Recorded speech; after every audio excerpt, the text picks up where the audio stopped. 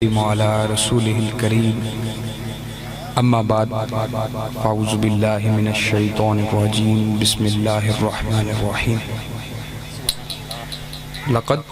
كان لكم في رسول الله أسوة حسنة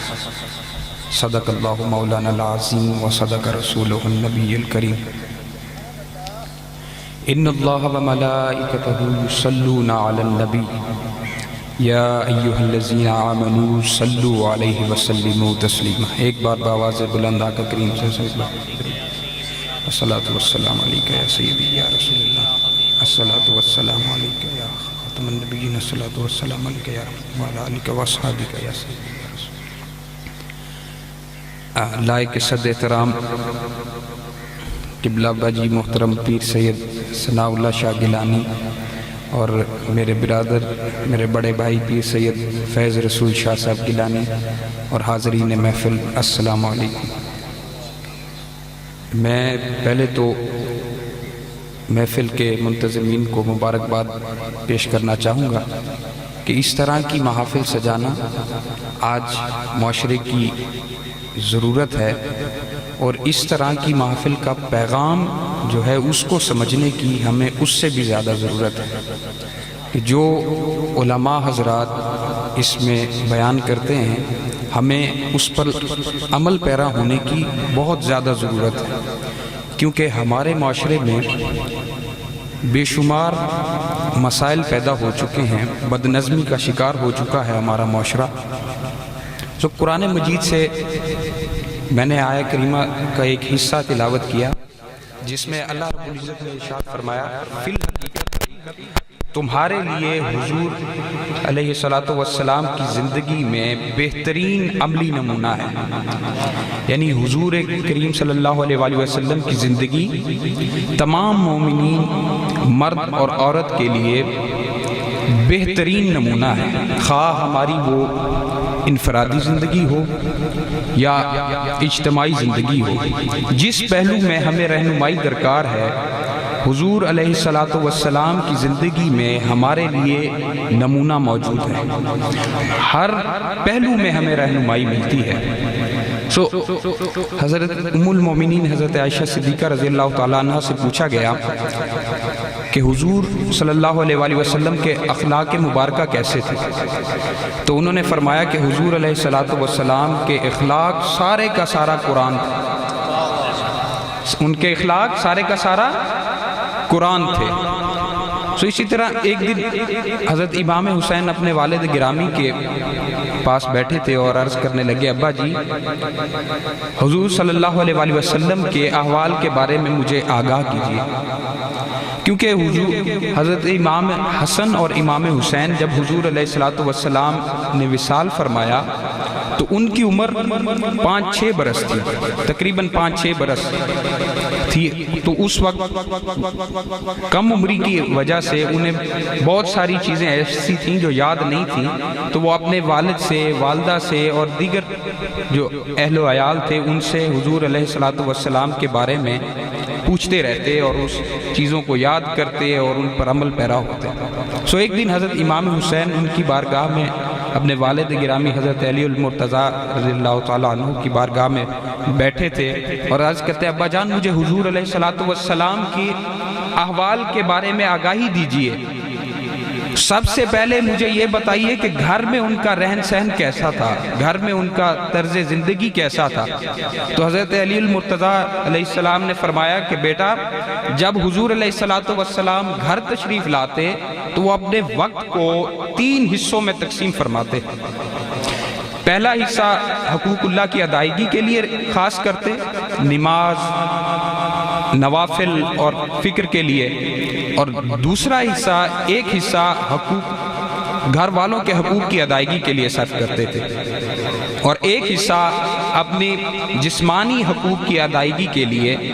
صرف کرتے تھے، اور آخری جو حصہ تھا اس میں بیشتر وقت امت کے مسائل حل کرنے کے لیے خاص کرتے تھے۔ اور اس دوران جو اصحاب میں سے خاص لوگ تھے جو اہل علم تھے ان کو مدعو کرتے، وہ آپ کے قریب رہتے اور جو مسائل ہوتے وہ آقا کریم صلی اللہ علیہ وآلہ وسلم سے پوچھتے جاتے، لکھتے جاتے اور پھر عوام الناس کو وہ بتاتے جاتے۔ اس طرح آپ نے فرمایا تھا اپنے اصحاب کو جو خاص تھے کہ اگر کسی کا کوئی مسئلہ ہو وہ تمہارے ذریعے مجھ تک پہنچائے تو تمہارے ذمہ لازمی ہے کہ تم وہ مسائل مجھ تک پہنچاؤ۔ قیامت کے دن اللہ رب العزت تمہارے لیے پل صراط پر تمہیں ثابت قدم رکھے گا۔ اس طرح حضور علیہ السلام امت کے مسائل کے حل کے لیے اصحابہ کرام کو تعلیمات دیا کرتے تھے اور خود عمل کر کے بتاتے تھے کہ کس طرح آپ نے مشکلات کا حل کرنا ہے۔ پھر حضرت امام حسین نے عرض کی، ابا جان مجھے حضور علیہ السلام کے گھر کے باہر کی زندگی کے بارے میں بتائیے، گھر کے باہر کے اخلاق کے بارے میں بتائیے۔ تو آپ فرمانے لگے کہ جب وہ گھر سے باہر ہوتے تھے تو لا یعنی گفتگو سے اجتناب کرتے تھے، پرہیز کرتے تھے، یعنی کوئی ایسی بات نہیں کرتے تھے جو فضول ہوتی، جو بات کرتے معنی اور مفاہیم کا سمندر ہوتی، حکمت کا سمندر ہوتی، جو بات کرتے حکمت ہوتی اس میں، یعنی لا یعنی گفتگو بالکل نہیں کرتے تھے اور لوگوں کا دل خوش رکھتے تھے، یعنی آپ کی بارگاہ میں جو بھی آتا وہ خوش دل ہوتا۔ اگر اس کا دل پہلے غمگین تھا، غم تھا اسے، تو وہ آپ کی بارگاہ میں آ کے اپنے غم بھلا دیتا تھا۔ آپ کوئی بھی ایسی گفتگو نہیں کرتے تھے کہ اگلے کے دل میں خوف پیدا ہونے لگ جائے، اس کا دل خوف زدہ ہو جائے یا اس کا دل غم زدہ ہو جائے، یعنی کہ ایسی بات کرتے تھے کہ ان کے دلوں کو راحت محسوس ہوتی تھی۔ اور حضور علیہ السلام اگر ان کے پاس کسی قوم کا بڑا عہدیدار آ جاتا، قابل عزت شخص آ جاتا، تو آپ اس کی عزت و تکریم کرتے تھے، اسے اچھی جگہ مہیا کرتے تھے جس پر وہ بیٹھتا۔ اور کبھی حضور علیہ السلام کسی سے ایک دوسرے کے ساتھ برابری رکھتے تھے، یعنی کسی کو زیادہ مقام کسی دوسرے سے نہیں دیتے تھے سوائے متقی اور پرہیزگار کے۔ جو متقی اور پرہیزگار ہوتے وہ آقا کریم صلی اللہ علیہ وآلہ وسلم کی نگاہ میں زیادہ بلند ہوتے، کیونکہ اللہ رب العزت نے فرمایا کہ میرے نزدیک سب سے زیادہ وہ ہے جو متقی اور پرہیزگار زیادہ ہے۔ پھر آپ نے فرمایا کہ مجھے حضور علیہ السلام کی مجلس کے بارے میں بتائیے کہ جب مجلس ہوتی تھی تو مجلس میں آپ صلی اللہ علیہ وآلہ وسلم کا طرز عمل کیا ہوتا۔ تو آپ نے فرمایا کہ جب مجلس ہوتی تو آپ اس میں کثرت کلام نہیں کرتے تھے، یعنی مختصر مگر جامع بات کرتے تھے، اور حضور علیہ السلام کا اٹھنا بیٹھنا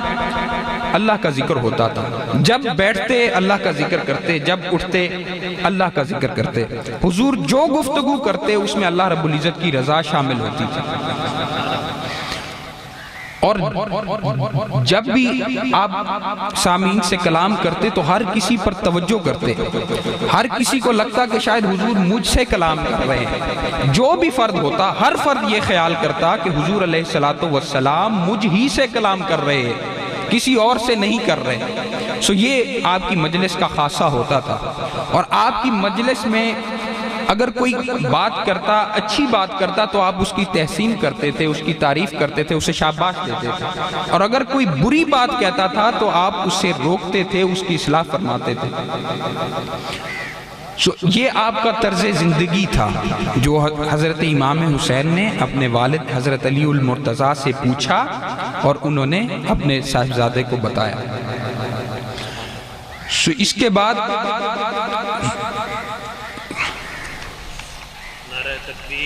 تین چیزوں سے حضور علیہ السلام خود بھی اجتناب فرماتے تھے اور دوسرے لوگوں کو بھی اس سے بچائے رکھتے تھے۔ ایک اول ریاض، یعنی آپ کی باتوں میں دکھلاوا نہیں ہوتا تھا، جو بیان کرتے تھے حق بیان کرتے تھے اور دل سے بیان کرتے تھے۔ کثرت کلام نہیں فرماتے تھے، یعنی مختصر جو بھی چیز بیان کرنی ہے مختصر، اتنی مختصر بیان کرتے کہ جو سننے والا ہوتا وہ آپ کے الفاظ کی گنتی بھی کر سکتا تھا، یعنی کتنے الفاظ آپ نے بولے۔ اور دوسرا بے سود کلام نہیں کرتے تھے، یعنی ایسی کوئی بات نہیں کرتے تھے جو موضوع سے ریلیٹڈ نہ ہوتی، یعنی کہ موضوع کے مطابق نہ ہوتے، جو بات کرتے با مقصد بات کرتے اور موضوع کے اور لوگوں کے احوال کے مطابق بات کرتے، اور 3 چیزوں سے دوسرے لوگوں کو بھی بچائے رکھتے تھے، یعنی کسی کو یہ حق نہیں دیتے تھے کہ وہ کسی کی مذمت کرے، پہلا، دوسرا کسی کو آر نہیں دلاتے تھے، یعنی کوئی آپ کی مجلس میں بیٹھ کر تنگ نہیں ہوتا تھا، ہر کوئی راحت محسوس کرتا تھا اور کوئی کسی کو آر نہیں دے سکتا تھا، یعنی ہر کسی کے ساتھ آپ شفیق تھے، اور نہ کسی کا عیب تلاش کرنے دیتے تھے، یعنی جو بیٹھا ہوتا اگر وہ کوئی کسی کے عیب تلاش کرتا تو آپ اسے روک دیتے تھے۔ آپ صلی اللہ علیہ وآلہ وسلم ہمیشہ وہی کلام کرتے جو اللہ رب العزت کی رضا جس میں شامل ہوتی تھی۔ حضور علیہ الصلوۃ والسلام، حضرت عائشہ صدیقہ روایت کرتی ہیں کہ آپ کا بستر جو تھا وہ چمڑے کا اور اس میں کھجور کی چھاچ بھری ہوئی تھی، یعنی عام سا بستر تھا، گھر میں جس بستر پر سوتے تھے وہ عام سا بستر تھا۔ ایک دن ایک انصاری عورت آئی اور اس نے دیکھا کہ حضور علیہ الصلوۃ والسلام ایک عام سے بستر پر سوئے ہوئے ہیں، تو اسے خیال آیا، وہ گھر گئی، اس نے نیا بستر بنایا، اس میں اون ڈالی اور ڈال کر حضور کے گھر میں بستر پیش کر دیا۔ جب اگلے دن حضور علیہ الصلوۃ والسلام گھر تشریف لائے، دیکھا کہ نیا بستر آیا ہوا ہے، آپ نے دریافت کیا یہ کس نے، پوچھا کہ یہ کس نے بھیجا ہے، تو حضرت ام المؤمنین حضرت عائشہ صدیقہ نے بتایا کہ یہ جو عورت پہلے آئی تھی، اس نے، انصاری عورت جو پہلے آئی تھی، اس نے یہ بستر بھیجا ہے کہ آپ کا پہلے والا بستر بالکل سادہ سا ہے، اب یہ نرم بستر ہے، اس پر آپ زیادہ راحت محسوس کریں گے۔ تو حضور علیہ الصلوۃ والسلام نے فرمایا، اے عائشہ یہ جو بستر ہے یہ اسے واپس کر دو۔ تو میں سوچنے لگ گئی کہ اتنا پیارا بستر ہے، اتنا نرم بستر ہے، تو یہ میں کیسے اسے واپس کر دوں؟ تو حضور علیہ الصلوۃ والسلام نے فرمایا کہ اگر میں چاہوں تو اللہ رب العزت ابھی یہ سارا پہاڑ سونے کا بنا دے،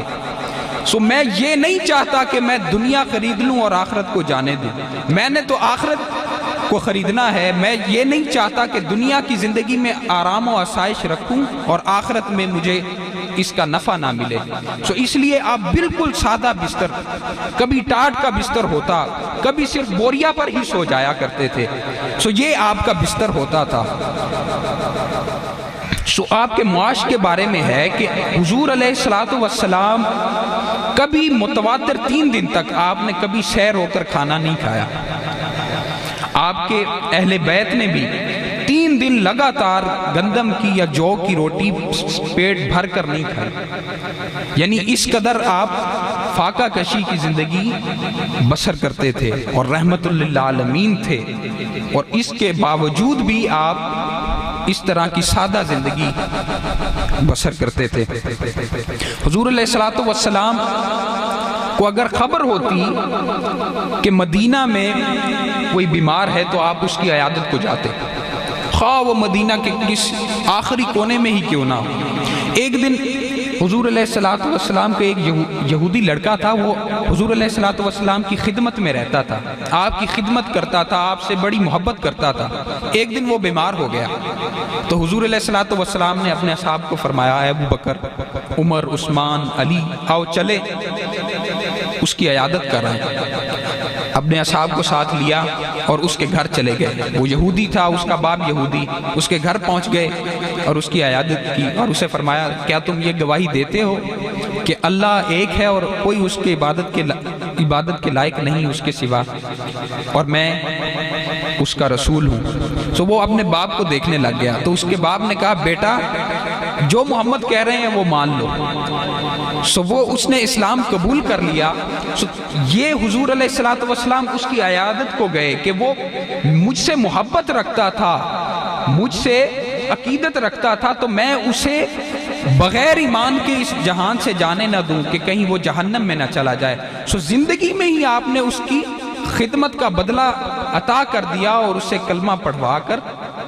اسے جنتیوں کی صف میں شامل کر دیا، اور اپنے اصحاب کو فرمایا، اپنے بھائی کا جنازہ تیار کرو، اس کو اپنے قبرستان میں دفن دو کہ اب یہ جنتیوں کی صف میں شامل ہو گیا ہے اور تمہاری صف میں شامل ہو گیا۔ اسی طرح ایک پاگل عورت جس کے بارے میں مشہور تھا مدینہ منورہ میں کہ یہ پاگل ہے، اس کا توازن عقلی ٹھیک نہیں ہے، تو وہ آئی حضور علیہ الصلوۃ والسلام کی بارگاہ میں اور حضور کو اشارہ کیا ہے محمد ذرا میرے پاس آؤ، تو آپ اس کے بات سننے کے لیے چلے گئے، تو وہ کہتی ہے نہیں یہاں نہیں، ذرا وہ کھلے میدان میں آ جائیں، تو وہ چل ملاتی دھوپ، سخت گرمی، آپ اس کے ساتھ میدان میں بیٹھ گئے، دھوپ شدید دھوپ، اور اس میں وہ لمبی لمبی باتیں سنائے جائے، اپنے دکھڑے سنائے جائے، حضور بیٹھے اس کے دکھڑے سنتے جا رہے ہیں اور اس کو دلاسا دیے جا رہے ہیں۔ ادھر صحابہ کرام بیٹھے ہیں، وہ دیکھ رہے ہیں کہ حضور علیہ الصلوۃ والسلام کا نرم جسم، نازک جسم، دھوپ میں اتنی شدید گرمی میں، اور یہ عورت کی بے تکی باتیں حضور سنے جا رہے ہیں۔ جب حضور علیہ الصلوۃ والسلام کافی دیر کے بعد تشریف لے آئے تو حضرت عمر نے عرض کی یا رسول اللہ آپ اتنی دیر اس کی بے تکی باتیں سنتے رہے، آپ کا اتنا قیمتی وقت آپ اس کی بے تکی باتیں سنتے رہے، تو آپ نے فرمایا اے عمر پورا مدینے میں کوئی اس کی غم گساری کرنے والا نہیں ہے، کوئی اس کے دکھ سننے والا نہیں ہے، تو اب میں بھی محمد بھی اس کے دکھ نہ سنوں گا تو وہ اپنے دکھڑے کس کو سنائے گی؟ اور پھر اس کو کہا کہ مدینہ میں جہاں کہیں مجھے پاؤ، جب دکھڑے زیادہ ہو جائیں آ کر مجھے ادھر روک لینا اور اپنے دکھڑے سنا دینا، میں تمہارے دکھڑے دور کر دیا کروں گا۔ تو اسی طرح ایک اور غلام عورت، وہ بھی اس کا توازن عقلی ٹھیک نہیں تھا، وہ بوڑھی تھی، تو وہ بھی حضور علیہ الصلوۃ والسلام کی بارگاہ میں آتی اور حضور کو پکڑ کر اپنے ساتھ لے جاتی، اور اس سے اس کے کام نہیں ہوتے تھے، وہ حضور سے کہتی کہ میرا یہ کام کر دیں، تو حضور علیہ الصلوۃ والسلام اس کے کام کر دیتے تھے۔ سو یہ ہمارے آقا حضور صلی اللہ علیہ وآلہ وسلم کی سیرت مبارکہ اور اسوہ تھا، وہ کس طرح لوگوں سے رحم دلی سے پیش آتے۔ تو ایک دن ایک اعرابی شخص، حضور علیہ الصلوۃ والسلام جا رہے ہیں اور ایک اعرابی شخص آیا، حضور علیہ الصلوۃ والسلام کی چادر کو اتنے زور سے کھینچا کہ حضور علیہ الصلوۃ والسلام کی گردن پر نشان پڑ گیا۔ سو حضور علیہ الصلوۃ والسلام نے پیچھے مڑ کر دیکھا، اس نے کہا ہے محمد مجھے مال عطا کرو، تم نے کون سا اپنے باپ کے مال میں سے دینا ہے؟ حضور علیہ الصلوۃ والسلام نے سنا اور کچھ دیر خاموش رہے، اور پھر فرمایا کیا تم سے اس زیادتی کا بدلہ لیا جائے؟ سو وہ کہنے لگا نہیں۔ آپ نے فرمایا کیوں؟ وہ کہنے لگا کہ آپ سے اگر آپ کے ساتھ بدی کا معاملہ کیا جائے تو آپ اس کا بدلہ بدی سے نہیں دیتے، آپ اچھائی سے دیتے ہیں۔ سو حضور علیہ الصلوۃ والسلام مسکرا دیے، آپ نے تبسم فرمایا اور فرمایا صحابہ اس کا ایک اونٹ جو سے بھر دو اور ایک اونٹ پر کھجوریں لاد دو۔ تو حضور علیہ الصلوۃ والسلام اتنے سخی تھے، اگر کوئی آپ کو تکلیف بھی دیتا تو آپ اس سے بدی کا سلوک نہیں کرتے تھے، اسے بھی عطا کر دیتے تھے۔ اسی طرح حضور علیہ الصلوۃ والسلام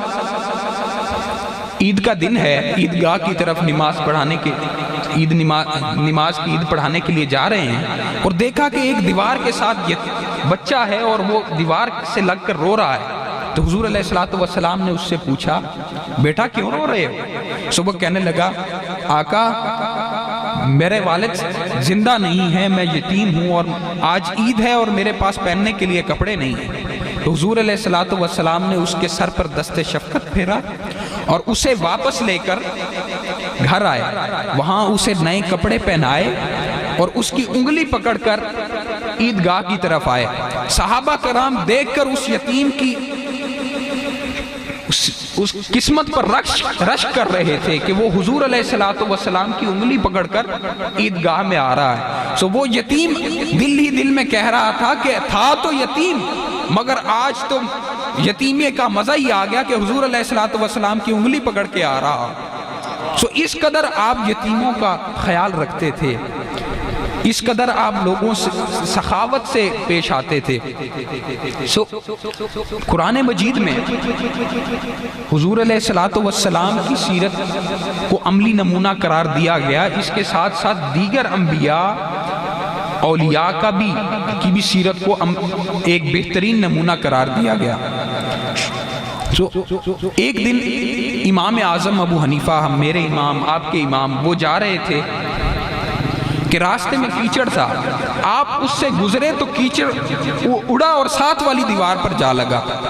سو آپ سوچ رہے تھے کہ اگر میں اس کیچڑ کو اتاروں تو مٹی بھی اتر آئے گی، اور اگر میں اسے چھوڑ دوں تو دیوار پر بدنما داغ لگ جائے گا. ابھی آپ یہی سوچ رہے تھے کہ گھر، جس کا گھر تھا وہ باہر آ گیا. اتفاق سے وہ یہودی تھا اور آپ کا مکروز بھی تھا. وہ جب باہر نکلا اس نے دیکھا، اس نے سمجھا کہ شاید مجھ سے قرض مانگنے آئے ہیں. تو آپ نے اسے دیکھا اور کہا ارے پریشان نہ ہو، میں تم سے قرض مانگنے نہیں آیا، میں تو یہ خیال کر رہا ہوں کہ اگر تمہاری دیوار پر میرے جوتی سے کیچڑ اڑا اور تمہاری دیوار پر لگ گیا ہے، اور میں سوچ رہا ہوں کہ اگر میں اسے اتار دوں تو دیوار سے مٹی بھی اتر آئے گی، اور اگر اسے میں رہنے دوں تو دیوار پر بدنما داغ لگ جائے گا. سو وہ یہودی کہنے لگا اے امام اعظم ابو حنیفہ، اس مٹی کو رہنے دیجئے، پہلے جو میرے دل پر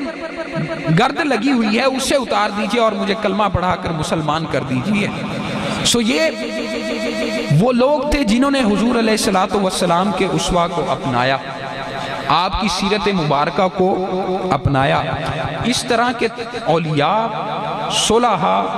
انبیاء اور حضور علیہ السلام کی سیرت کو خاص طور پر ہمیں اپنانے کی ضرورت ہے. اور ہمارے معاشرے میں آج کل غیبت، چغلی، ایک دوسرے کی برائی بیان کرنا، جھوٹ بولنا بہت عام ہو چکا ہے. ایک دوسرے کو گالی دینا بہت عام ہو چکا ہے. سو میں اس پر زیادہ گفتگو نہیں کروں گا، اس کا حل آپ کو بتا دوں گا کہ اس کا حل کیا ہے. اس طرح کی برائیوں سے، اس طرح کی عادت سے پیچھا چھڑانے کا فارمولہ میں آپ کو بتا دیتا ہوں. آپ ہر روز اگلے 40 دن کے لیے آپ ایک برائی کو لے لیں، اگر وہ آپ میں ہے کہ اگلے 40 دن میں نے یہ برائی ہرگز نہیں کرنی. ساری کو لے لیں تو بہتر ہے، مگر اگر زیادہ عادت میں شامل ہو گئی ہے تو ایک لے لیں، ایک برائی لے لیں، ایک برائی لے لیں، اور اگلے 40 دن یہ عہد کر لیں کہ اگلے 40 دن میں نے اس برائی کو نہیں کرنا. سو یقین جانیں اگر 40 دن آپ اس پر پختہ دل سے عمل کرتے رہے تو 40 دن کے بعد یہ آپ کی عادت میں رہے گی نہیں، آپ کو کبھی یہ عادت ہوگی نہیں، اور یہ برائی آپ کے دل میں نہیں آئے گی. غیبت لے لیں جو ہمارے معاشرے میں عام ہے، ہر کوئی کرتا ہے، ہر کوئی الا ماشاءاللہ، استثناء ہر جگہ پر موجود ہوتا ہے. جو 40 دن آپ نے برائیوں کو لے لینا ہے، جو آپ نے برائیاں وہ برائیوں کو نہیں کرنا. ہر روز عہد کرنا ہے کہ میں نے آج اس برائی کو نہیں کرنا. جھوٹ لے لیں، غیبت لے لیں، کسی کی چغلی لے لیں، سو یہ برائیاں آپ نے نہیں کرنی، یہ عہد کرنا. انشاءاللہ 40 دن کے بعد وہ جو برائی جس کا آپ نے عہد کیا کہ یہ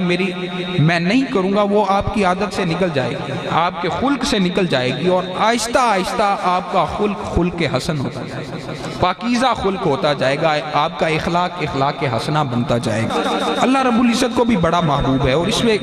کوئی ایسا راز ہے جو عمل بندہ 40 دن کرتا ہے وہ آپ کی عادت میں شامل ہو جاتا ہے. کیونکہ اللہ رب العزت نے حضرت موسیٰ علیہ السلام کو بھی طور پر بلا کر 40 دن بٹھائے رکھا تھا اور بعد میں تجلی کروائی تھی. اولیاء کو دیکھ لیں تو وہ بھی 40 دن کا چلہ کرتے ہیں، تو یہ بڑا مبارک عدد ہے. سو یہ انشاءاللہ آپ بھی، میں بھی، مجھ میں بھی جو برائیاں ہوگی میں بھی اس پر عمل کروں گا، آپ بھی عمل کریں گے.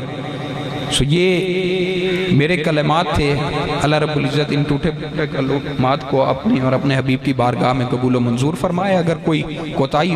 ہوئی ہو تو میں معذرت خواہ ہوں. وما علینا الا البلاغ.